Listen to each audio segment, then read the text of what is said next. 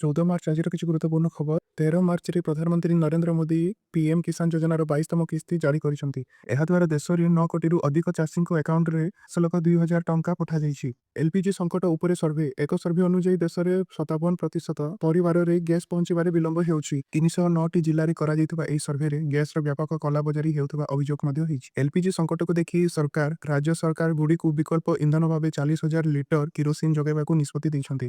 Hormuz ପ୍ରଣାଳୀ ଦେଇ 90% ଆମଦାନୀ ବାଧାପ୍ରାପ୍ତ ହୋଇଥିବାରୁ ଏହି ପଦକ୍ଷେପ ନିଆଯାଇଛି। ଇରାନକୁ ଶକ୍ତ ଧକ୍କା। ଏକ ଏୟାର ଷ୍ଟ୍ରାଇକ୍‌ରେ ଇରାନର ନୂଆ ସୁପ୍ରିମ୍ ଲିଡର ମୋଜତାବା ଖାମନେଇ ଗୋଡ଼ ହରାଇ କୋମାରେ ପଡ଼ିଥିବା ସୂଚନା ମିଳିଛି। ଏହାପରେ ଇରାନର ପ୍ରତିରକ୍ଷା ବ୍ୟବସ୍ଥା ବିଗିଡ଼ି ଯାଇଛି। ଭାରତ ଓ ଆମେରିକା ବାଣିଜ୍ୟ ଚୁକ୍ତି। ଆମେରିକା ଭାରତ ବିରୋଧରେ ଅନୁଚିତ କାରବାର ଅଭିଯୋଗ ତଦନ୍ତ କରିବା ପରେ ଭାରତ ସରକାର ଆମେରିକା ସହ ଥିବା ବାଣିଜ୍ୟ ରାଜିନାମାକୁ ସ୍ଥଗିତ ରଖିଛନ୍ତି। ସ୍କୁଲରେ ଶାରୀରିକ ଶିକ୍ଷା। ଆସନ୍ତା ଶିକ୍ଷାବର୍ଷରୁ 3ୟ ଶ୍ରେଣୀରୁ 8ମ ଶ୍ରେଣୀ ପିଲାଙ୍କ ପାଇଁ ଶାରୀରିକ ଶିକ୍ଷା ବାଧ୍ୟତାମୂଳକ।